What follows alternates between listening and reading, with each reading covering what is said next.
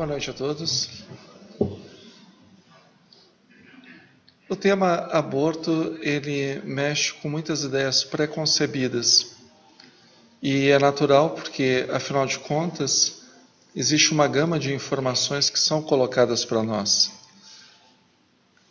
A gente tem que entender, como a Neuza bem falou, que a doutrina espírita, ela é a revelação dos espíritos.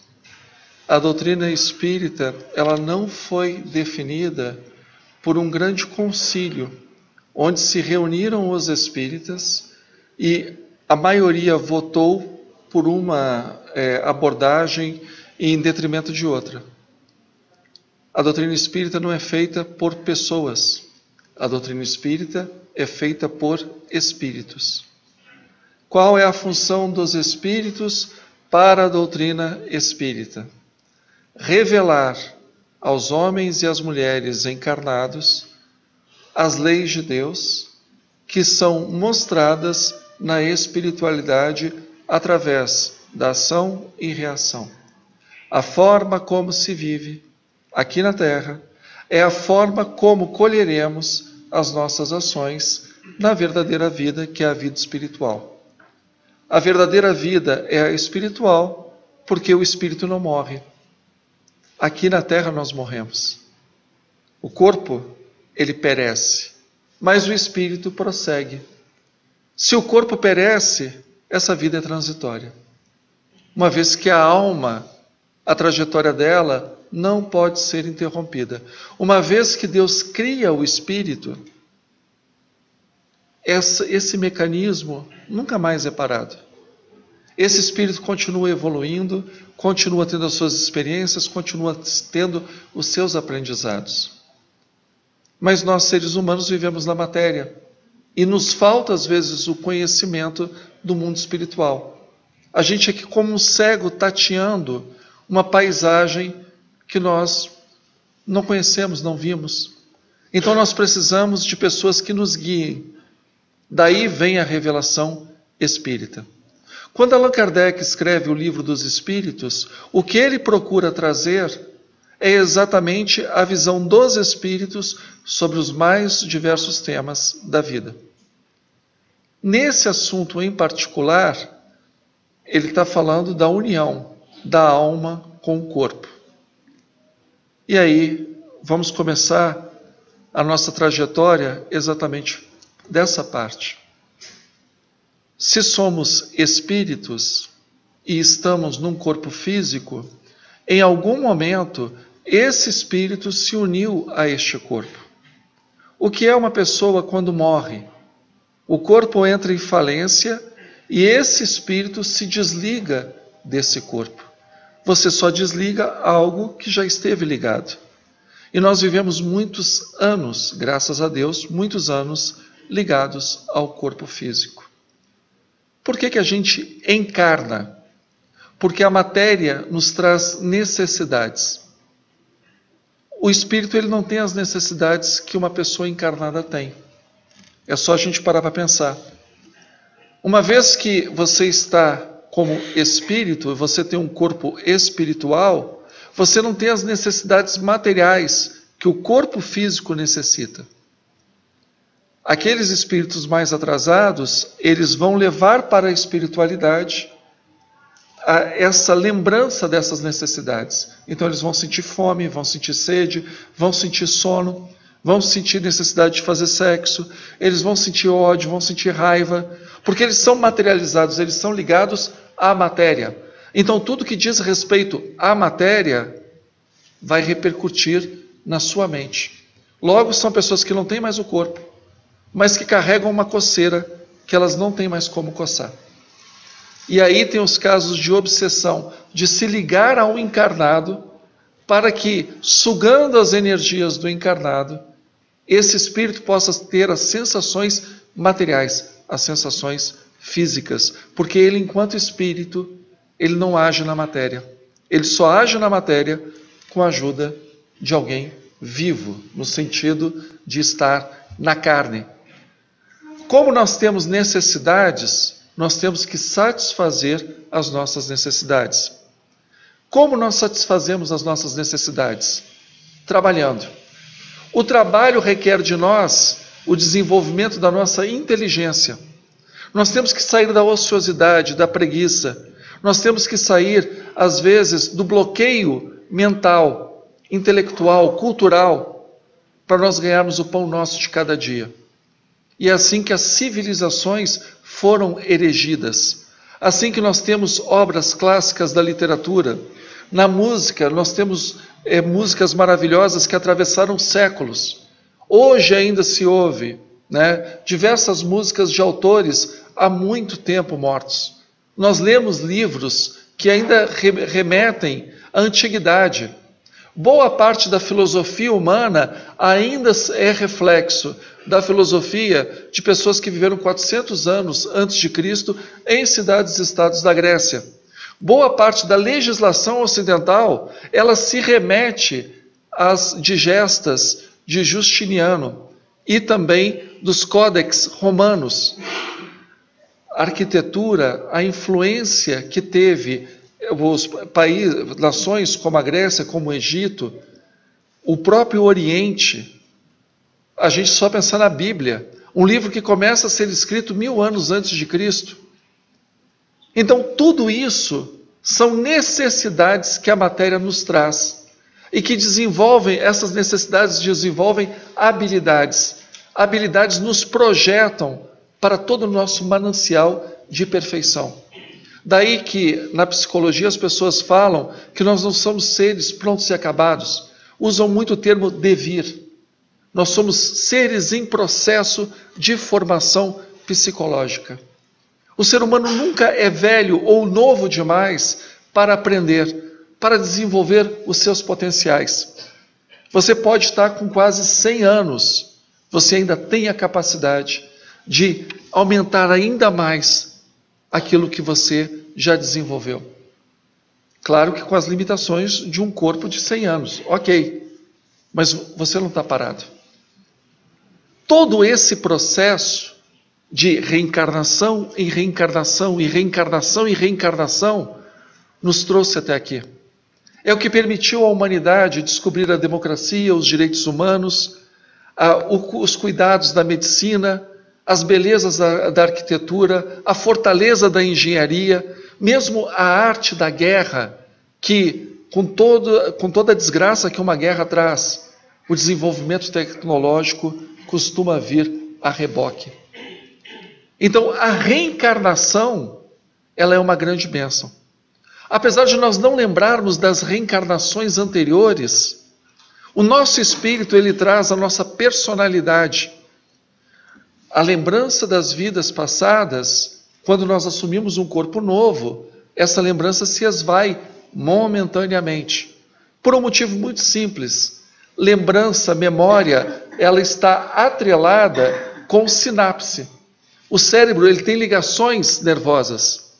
Se você recebe um cérebro novo, essas ligações não estão feitas. Por isso que, via de regra, nós não lembramos das vidas anteriores. Porque este cérebro novo não traz essas sinapses das nossas experiências. Nós só vamos recobrar essa memória quando o corpo desce, acampa, e o espírito se desliga desse corpo. Aí, com o passar do tempo, essa atividade cerebral vai retornando.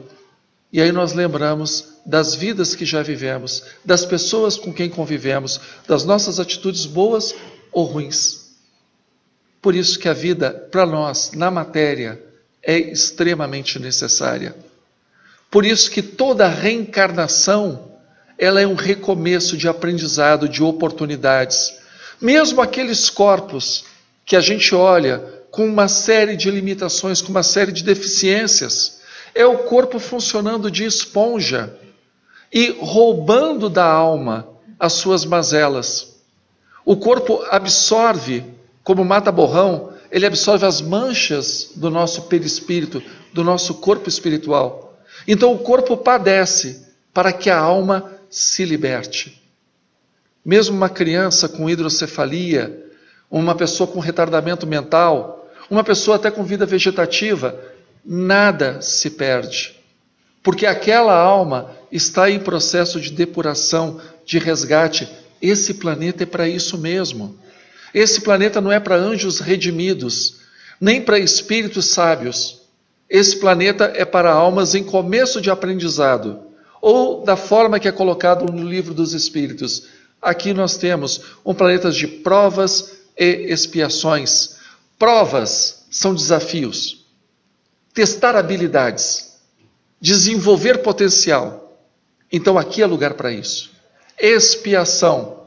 Aquilo que você planta é o que você colhe. Deus é Deus de amor. E ninguém duvida disso. A maior energia criadora do universo é o amor. O amor é criativo. Mas o que sustenta o universo é a justiça. Porque se Deus fosse injusto, as pessoas não teriam nenhuma importância para Ele. Se Deus se preocupa com as tuas dores, necessariamente Ele tem que se preocupar também com as coisas erradas que você faz, porque é a dor do próximo, é a dor do outro. Se Deus não olha para os teus atos errados, Ele não olha para as tuas vítimas. Então Deus tem que aliar, e por isso é divino, amor e justiça. Coisa que nós seres humanos temos extrema dificuldade. Porque quando nós amamos, nós somos parciais. Então quem nós amamos pode tudo, quem nós odiamos não pode nada. Mas Deus não é humano, Ele é divino. Não tentemos entender a mente de Deus, porque somos humanos. Se a gente entender a mente de Deus, ou Deus não é Deus, ou nós não somos humanos. Alguém está no lugar errado. Aqui é um planeta de provas e expiações. Aqui, por pior que seja a reencarnação de uma pessoa, ela está se ajustando diante da sua consciência com as leis divinas. E aí o Espiritismo é muito claro nesse ponto. Tem Deus, ok. Se tem Deus, Ele é responsável pela criação do universo. Se existe um universo, Ele segue regras, porque senão Ele se desorganizaria por completo, seria um caos inimaginável. As regras que regulam o universo são determinadas por Deus. Essas regras valem tanto para a gravidade, para as reações químicas, para a genética, como valem também para as leis morais, aquilo que determina a ética do comportamento do espírito. Então, a mesma lei que mexe com a física, com a química, né, com a astronomia, com a botânica, ela mexe também com os nossos pensamentos, com os nossos sentimentos e com as nossas ações. O que é ser uma pessoa boa? É quando nós nos aproximamos das leis de Deus. O que é ser uma pessoa má? É quando nós nos afastamos das leis de Deus. Porque sendo Deus perfeito, as suas leis são perfeitas. Algo que é perfeito não é substituído, não é alterado, não é criado, não é derrogado. Porque sendo divino, as leis de Deus são perfeitas desde toda a eternidade. Deus não muda de ideia. Nós sim, conforme nós nos desenvolvemos, temos um entendimento mais dilatado de Deus.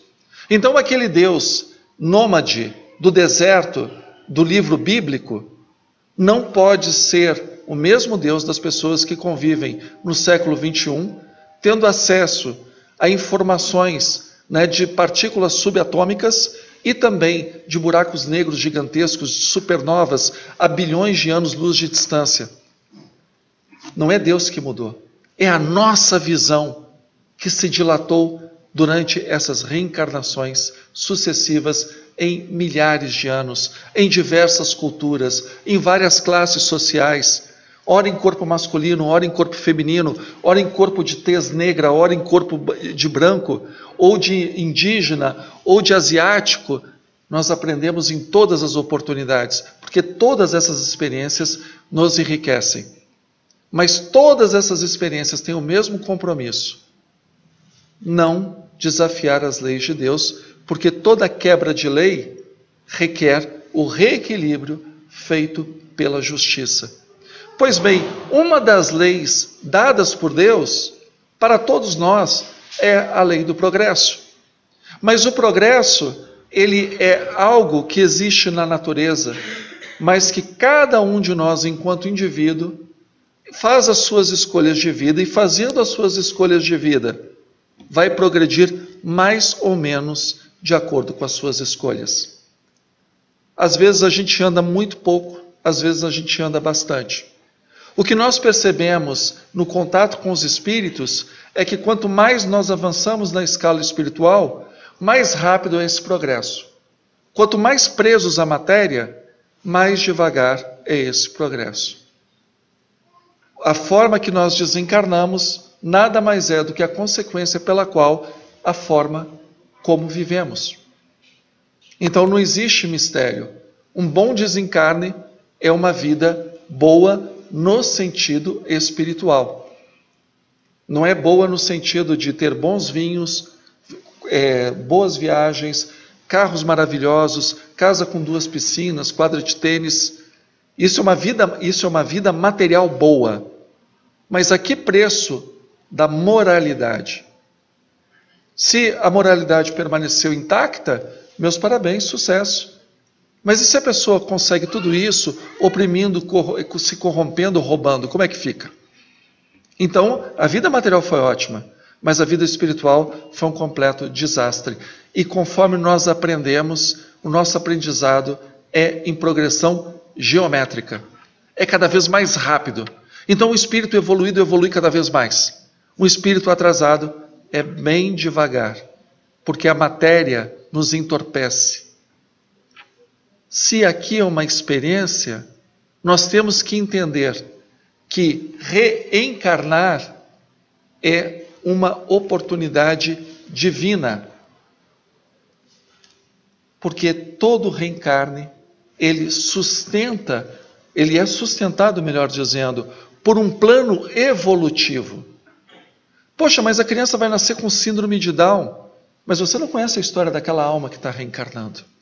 Mas as condições sociais é de periferia, é de fome, é de uma situação totalmente adversa.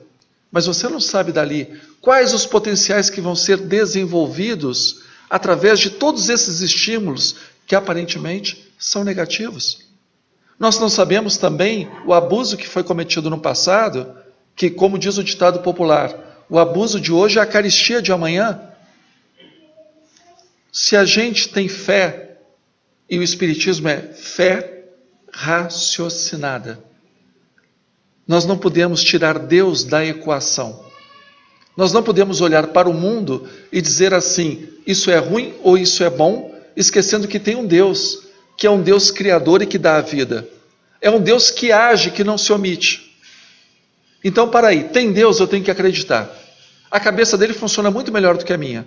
Eu posso não entender, mas eu sei que ele tem uma finalidade. Ele tem um alcance que eu não vejo. E ele tem regras que são perfeitas, porque elas funcionam durante toda a eternidade. Aí, existe um processo de uma lei natural, que é a lei biológica. O Espiritismo trata dessa lei biológica, de uma abordagem espiritual, num capítulo chamado A Lei de Reprodução. A reprodução, ela é uma lei divina. Porque se precisamos estar na matéria, nós precisamos que essa matéria nos receba. Qual foi a forma que a natureza, e onde está a natureza, entenda-se, Deus nos deu para que nós renascêssemos? Através do sexo. Então, sexo é uma bênção de Deus. E a primeira finalidade do sexo, não é a única, mas com certeza é a primeira e mais importante, porque sem essa função a humanidade desaparece, uma espécie inteira desaparece. Enquanto indivíduo você pode dizer assim, não, mas para mim o sexo não é reprodutivo. O sexo para mim é recreativo. Ok, mas se todo mundo fizer sexo recreativo, a raça humana desaparece.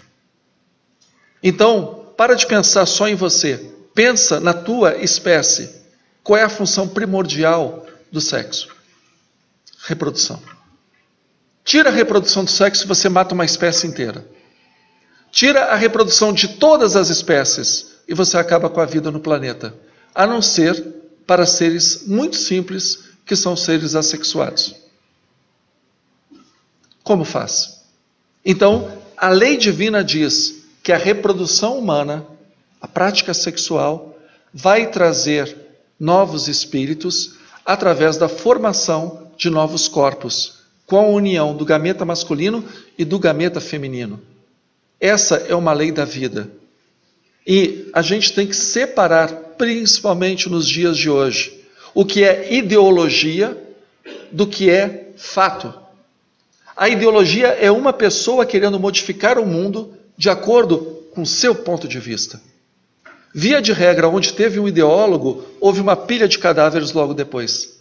Porque a modificação do mundo pela cabeça de uma pessoa quer dizer que todas as pessoas têm que se subordinar àquela ideia, daquele iluminado. Enquanto Deus tem as suas leis.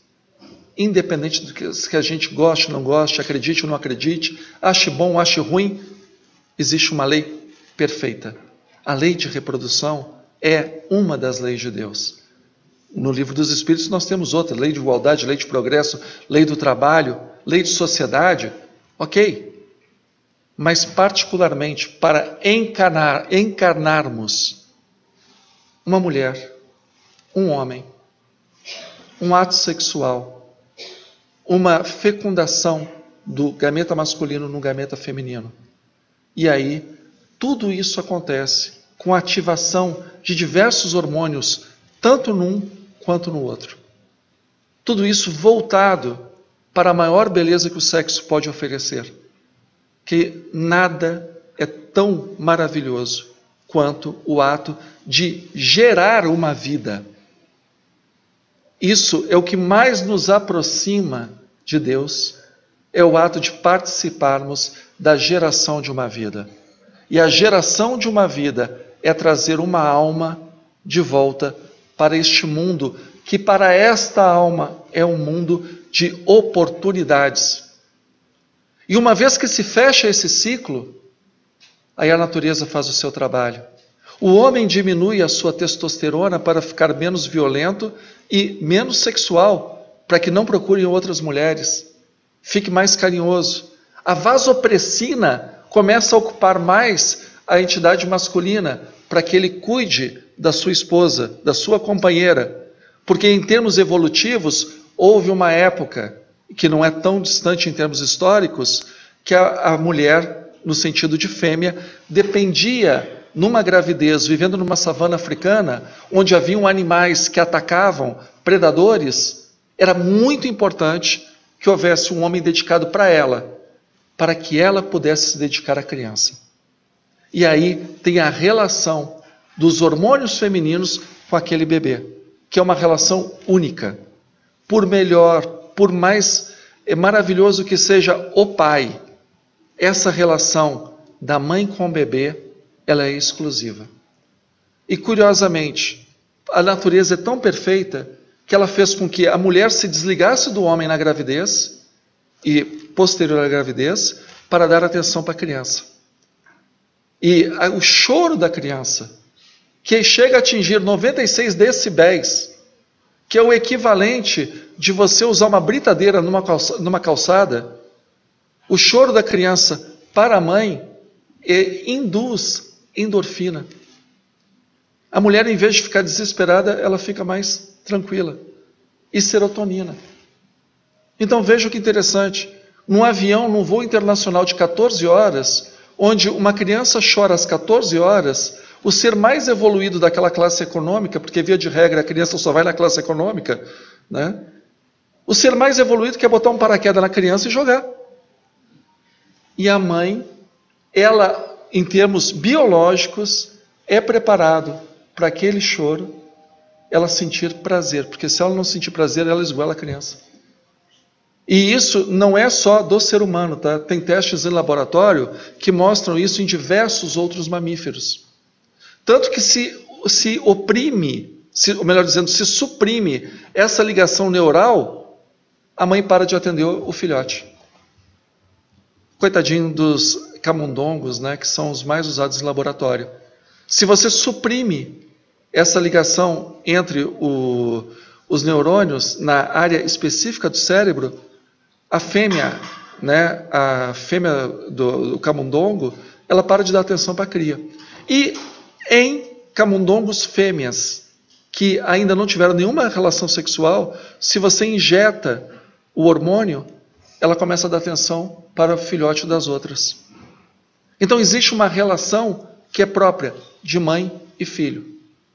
O próprio corpo feminino, a anatomia e toda a fisiologia, ela se apropria dessa função. Tudo na mulher muda, né?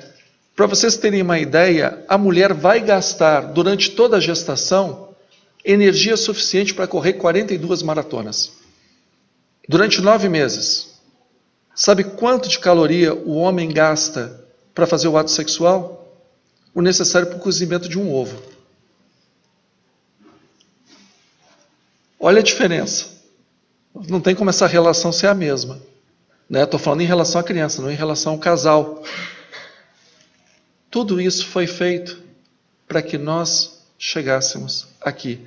Cada um que está aqui sentado, cada um que está assistindo na internet, passou por esse processo de desenvolvimento, de se sentir acolhido no útero, de ter uma mulher que o recebeu. E a partir do nascimento, existe o cuidado dos pais ou das pessoas, aí pode variar se a pessoa for adotada, ficar com os avós, seja de quem for, para que nós chegássemos até aqui.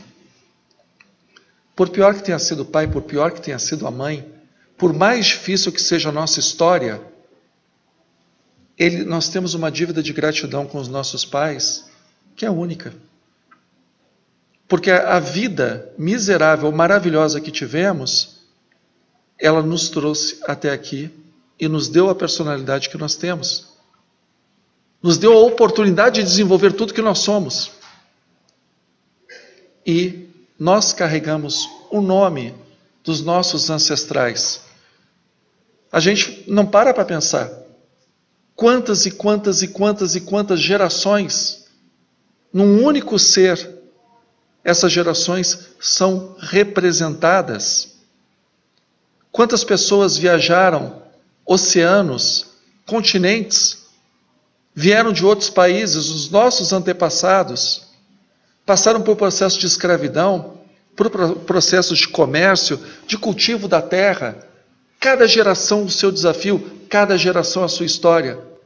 E nós somos herdeiros de toda essa jornada, de toda essa epopeia. Cada um de nós é o resultado de toda essa geração, dessas gerações que nos antecederam. Está isso na nossa cor de pele, no nosso cabelo, no nosso hábito. Às vezes, na nossa miopia. É familiar. Então nós temos essa dívida. E quando passamos os nossos genes para frente, nós estamos assegurando que esses genes levarão também a nossa herança. E quando nós assumimos os nossos filhos e criamos esses filhos, o nosso nome os acompanha. Ainda que você não escreva um livro, você não escreva uma ópera, você não tenha um vídeo no Facebook, no Instagram, no YouTube, o seu filho é a sua memória quando você se for. E aí, entendendo isso, entendendo essas oportunidades, que a vida aqui não é um resort. Na visão nossa, enquanto espíritos, a gente não está aqui para um resort. A gente está aqui para desenvolver os nossos potenciais e resgatar erros do passado, porque temos um passado. Aqui estamos nós. Aí, durante essa união do gameta masculino com o gameta feminino, 300 milhões de espermatozoides disputando acirradamente cada centímetro dentro do canal vaginal, e depois que chega no óvulo, todos eles tentando ali entrar para fecundar, e só normalmente um vai se sair um vitorioso. A partir daquele momento, nós temos a ligação do espírito com essa célula única, que já não é mais a cópia do pai, a cópia da mãe. É um ser que une a genética dessas duas famílias, dessas duas ancestralidades. Então, aquele ser é único. Cada filho é único. E uma vez começado o processo da gravidez, uma vez desenvolvido, startado esse processo, se seguir a sua normalidade, ele não para até o nascimento. Então, desde a primeira célula, nós já temos a vida. Essa vida é única, mas não é independente.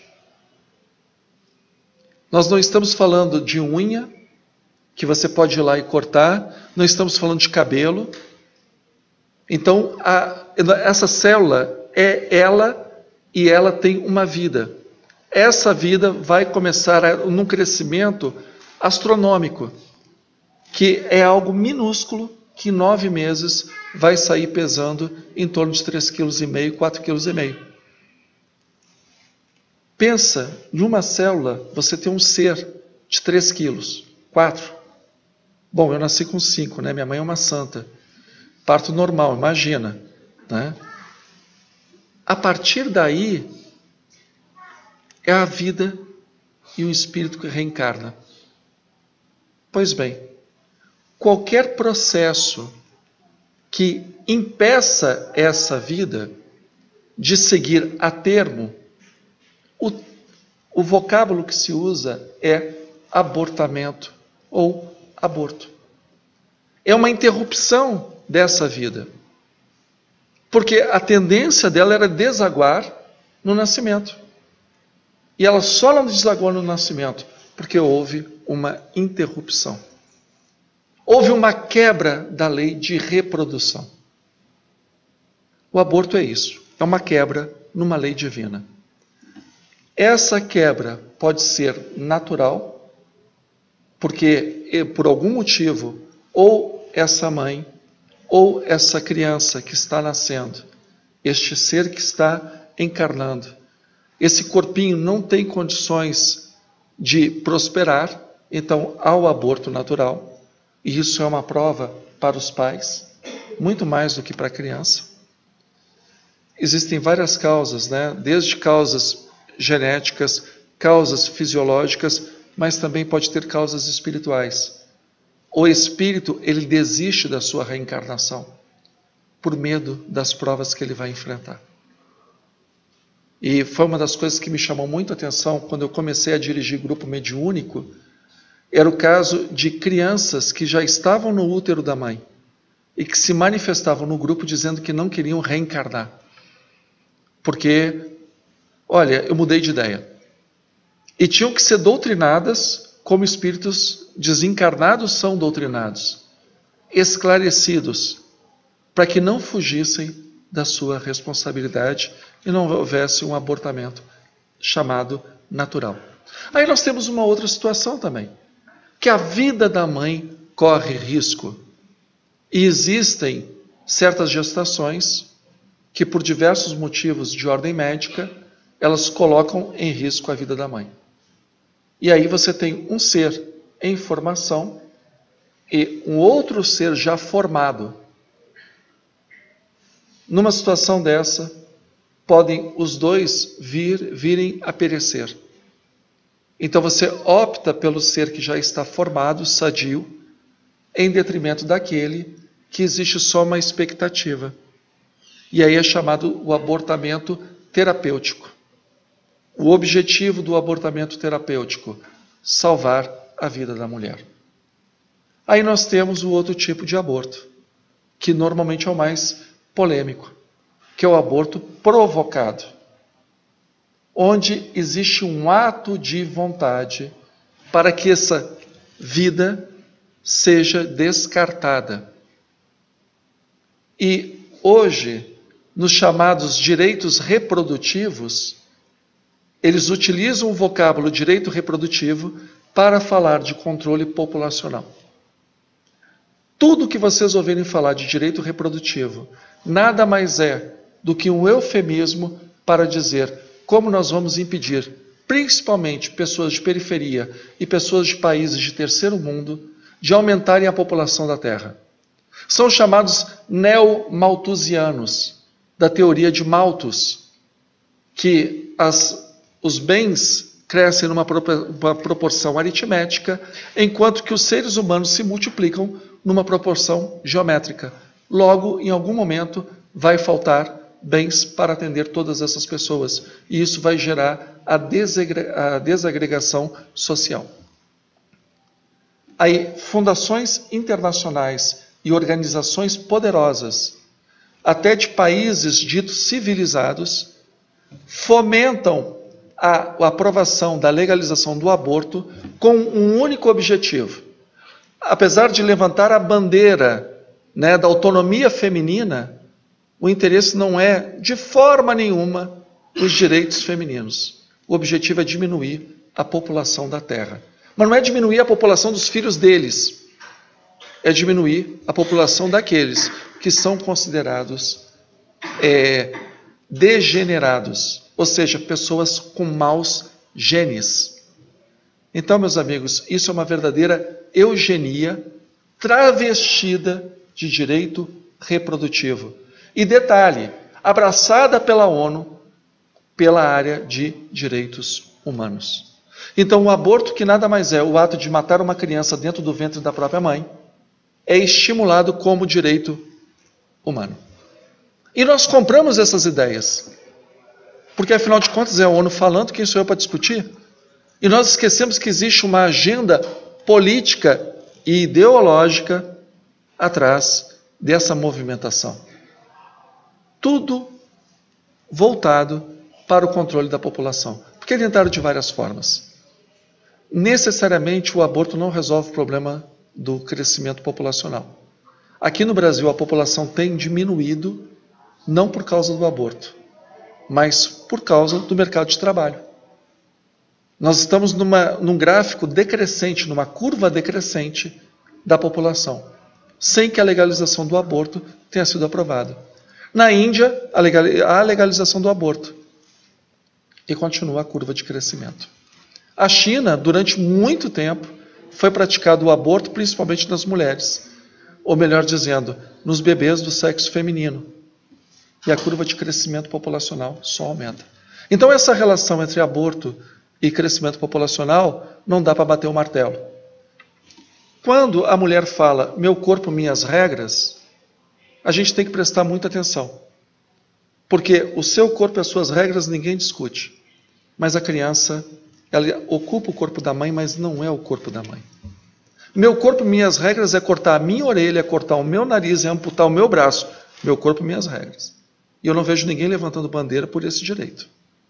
O que eu vejo levantando bandeira é para abortar uma criança que, se for abortada, os dedinhos da mão continuam, o narizinho continua, os olhos, as orelhas continuam.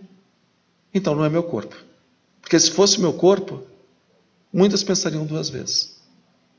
E aí nós temos causas. E eu não quero criminalizar nem a mulher, nem o homem, nem o médico. Mas existem causas para isso. Ninguém faz isso porque está hoje eu não tenho nada que fazer, a Netflix não está passando nada de bom, acho que eu vou fazer um aborto. Não existe isso. Existem dramas, e dramas concretos, dramas sérios. Existe a família que não dá apoio. Existe o namorado que foi muito másculo na hora da sedução, na hora do ato sexual, mas que age, de forma camundonguesca quando tem a responsabilidade. E aí, assim, isso são casos que eu tive a oportunidade de ver o testemunho, de deixar numa clínica de aborto e tomar cerveja enquanto a mulher está passando pelo procedimento. Belo companheiro. E depois volta para pegar, ou volta de táxi, Hoje é Uber, mas antes volta de táxi. São dramas. Muitas vezes, na maioria das vezes, a pessoa não quer abortar, mas ela não vê condições para continuar mantendo aquela gestação. E aí, o fundamental é procurar auxílio. Porque existem instituições espíritas, católicas, evangélicas, sem denominação religiosa, que fazem questão de acolher e dar suporte para essas mães. E no pior das condições, ainda existe a possibilidade da adoção, onde se faz uma família que não tem a condição de ter filhos biológicos, dessas pessoas terem filhos do coração. Então, existem possibilidades, mas no meio do drama, no meio do sofrimento, é difícil da pessoa enxergar isso. E o que é mais fácil? Interromper uma vida que já está instalada. Então, no processo do aborto, não é o aborto só do corpo, não é a morte só de um embrião, é o aborto de toda uma possibilidade de existência. É alguém que não vai ter a oportunidade de conhecer um berço, é alguém que não vai ter a oportunidade de ser alfabetizado, de ter os seus amigos na escola, de participar da ceia de Natal, de depois de crescer e desenvolver e ter o seu potencial, cursar ou não uma faculdade, de ter o seu emprego, de formar a sua família. Não é só o físico que foi abortado, é toda uma vida.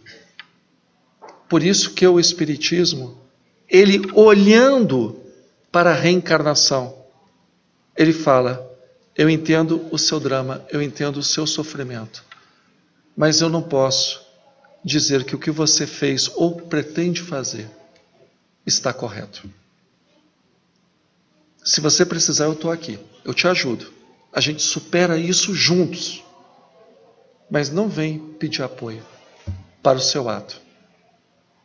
É a máxima de atender ao pecador, mas nunca acobertar o pecado. Isso é uma máxima que remonta à patrística, aos primeiros padres do cristianismo. Padres não no sentido de sacerdote, mas no sentido de pensadores do cristianismo. Você acolhe a alma que peca, mas você nunca acoberta o ato, o pecado.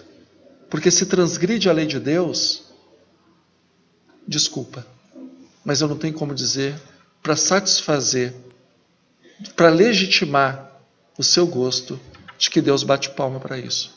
Infelizmente não é assim. E aí vem o outro ponto. Mas tá bom, eu abortei.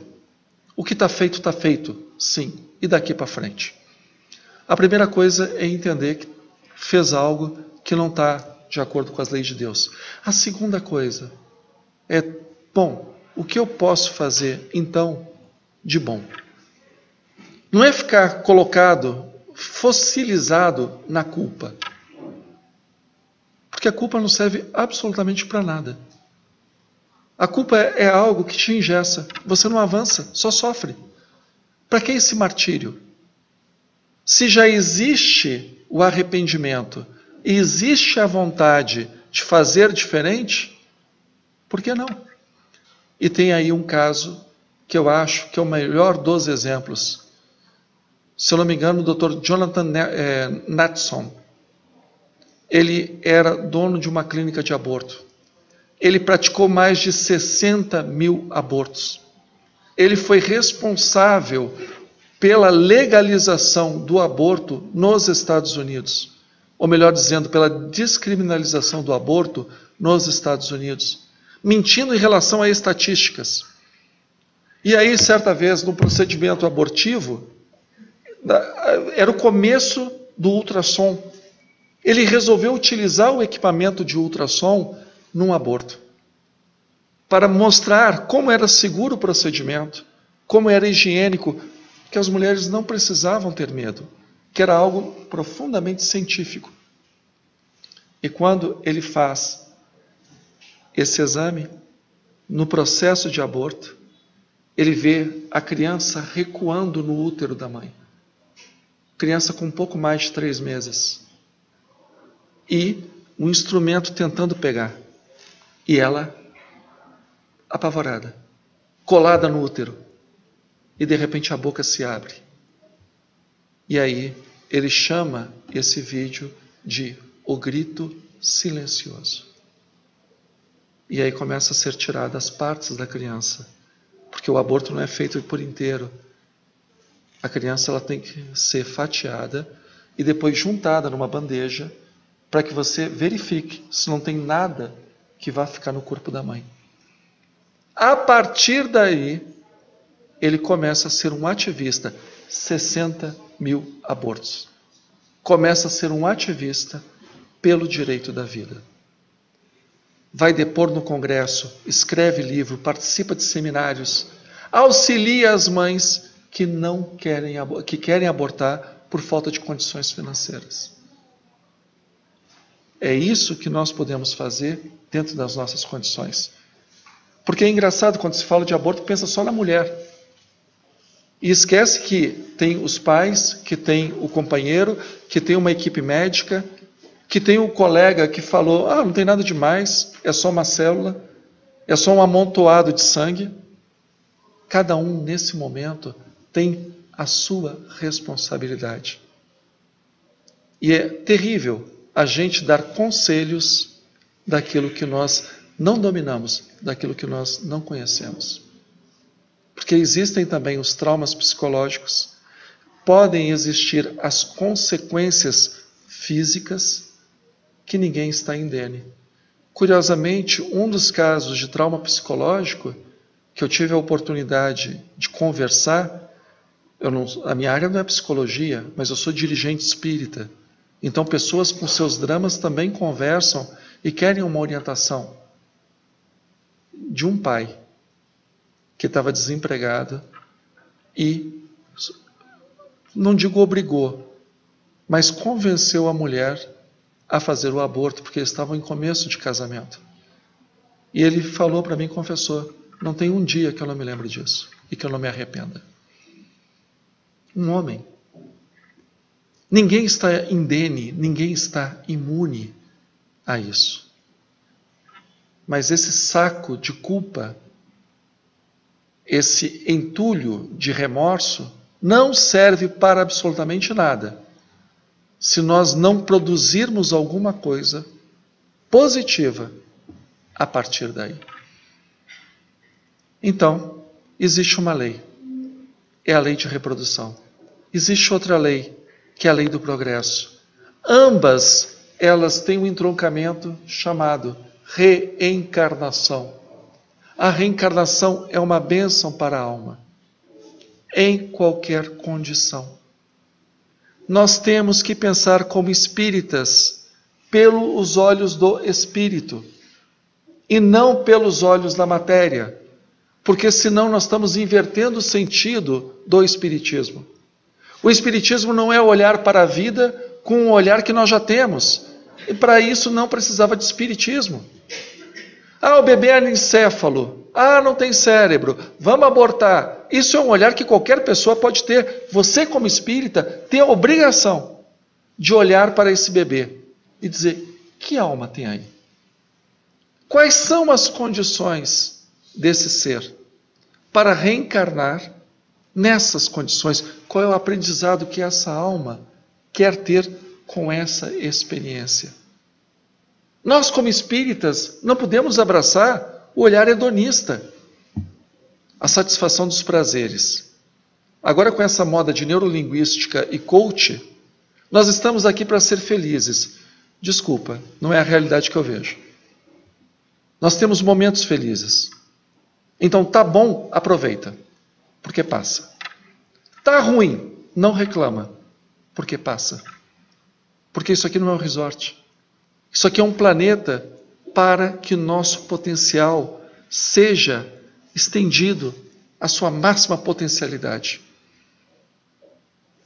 A nossa qualidade atinja o auge. E quando chegamos nesse momento, vamos para planetas superiores. Se nós, enquanto espíritos imortais, com uma jornada de reencarnações, não aproveitarmos para ter esse olhar, então, creio eu que temos outras literaturas, outros filmes e outros passeios para fazer, que não vir só ao centro para ouvir palestra. Existe Deus, existem leis, existe responsabilidade, porque essas leis geram responsabilidades. E existem sempre oportunidades. Errar, toda pessoa erra. A questão é, a partir de agora, o que você vai fazer com esse erro? E aí, a gente tem condições, sendo pessoas inteligentes, com esse aprendizado, nos tornarmos cada vez seres melhores. Para aqueles que quiserem se aprofundar, eu sugiro este livro chamado O que Dizem os Espíritos a respeito do aborto, né? Mais especificamente, sobre o aborto. É uma coletânea da Federação Espírita Brasileira. Um estudo muito bem feito e eu acho que esclarece muito bem o tema. O Espiritismo é uma revelação. Ele não é achismo, ele não é opinião pessoal. Cabe a nós olharmos para a vida e vermos se nós queremos continuar olhando com os olhos da matéria e atrasarmos o nosso processo evolutivo, ou olharmos como espíritos imortais, destinados à felicidade, sim, à felicidade eterna, que é a felicidade da perfeição. Uma ótima noite a todos. Até a próxima oportunidade.